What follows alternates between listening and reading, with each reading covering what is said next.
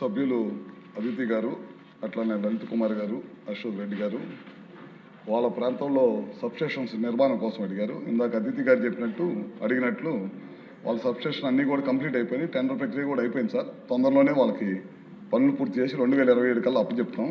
ఇంకోటి వచ్చేసరికి ముఖ్యంగా వైజాగ్ లాగే మా ప్రాంతానికి కూడా అండర్ గ్రౌండ్ కేబులింగ్ చేయాలని కోరుకున్నారు. అది ఖర్చుతో కూడిన పని.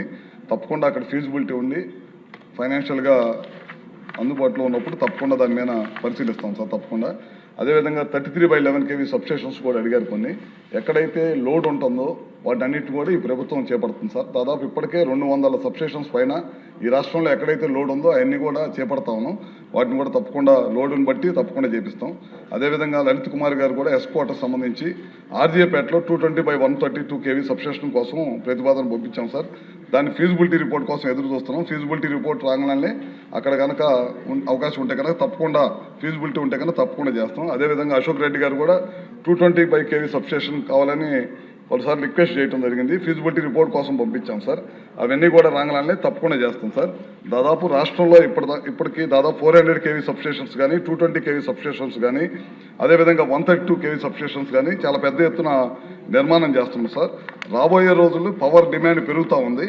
పవర్ డిమాండ్ని అధిగమించడం కోసం చాలా పెద్ద ఎత్తున రాష్ట్ర ప్రభుత్వం దాదాపు 5 నుంచి 6 వేల కోట్ల రూపాయల పైన ఖర్చు పెట్టి ఈ సబ్స్టేషన్స్ అన్నీ కూడా నిర్మాణం చేస్తున్నాం సార్. విజయనగరం జిల్లాలో వచ్చేసరికి ఇప్పుడు 46 కోట్లు విలువైన 2 పనులు కంప్లీట్ అయిపోయి తొందరలోనే ఛార్జింగ్ రెడీ అయింది సార్. అవన్నీ కూడా బెబ్బుల నుంచి మరడం వరకు 220 kV లైన్ పనులు జరుగుతున్నాయి సార్.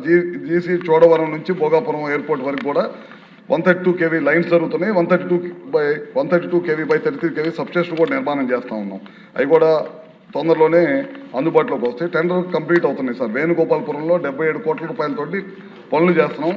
అది కూడా తొందరలోనే కంప్లీట్ చేస్తాం. గజపతి నగరం అండ్ కురపాంలో కూడా 132/11 kV సబ్స్టేషన్స్ అడిగారు. అవి కూడా తొందరగా చేస్తాం సార్. ఈ ప్రభుత్వం అధికారంలోకి వచ్చిన తర్వాత ఖచ్చితంగా రాబోయే రోజుల్లో పవర్ పెరుగుతుంది, ఇండస్ట్రీస్ వస్తున్నాయి, వినియోగదారులు పెరిగారు, అగ్రికల్చర్ కనెక్షన్స్ చాలా పెద్ద ఎత్తున ఇచ్చాము. ఇవన్నింటిని కూడా మీట్ కావాలంటే పవర్ స్టేషన్స్ కానీ పవర్ లైన్స్ కానీ అదేవిధంగా 33/11 kV సబ్స్టేషన్స్ కానీ ఇవన్నీ కూడా నిర్మాణం చేసి రాబోయే రోజుల్లో ఎక్కడ కూడా పవర్కి ఇబ్బంది లేకుండా ఉండాలనేది ఈ ప్రభుత్వ లక్ష్యం సార్. రోజుకి 263 మిలియన్ యూనిట్స్గా వాడుతున్న పవరు దాదాపు రాబోయే రోజుల్లో 280 మిలియన్ యూనిట్స్ పైన వినియోగంలోకి రావచ్చని మా అంచనా సార్. అంచనాకి తగ్గట్టుకు ఖచ్చితంగా ఎక్కడైతే డిమాండ్ ఉందో ఎక్కడైతే ఫీజిబిలిటీ ఉందో ఇవన్నిటి చాట సబ్స్టేషన్ నిర్మాణం చేయడానికి ఈ ప్రభుత్వం కట్టుబడింది.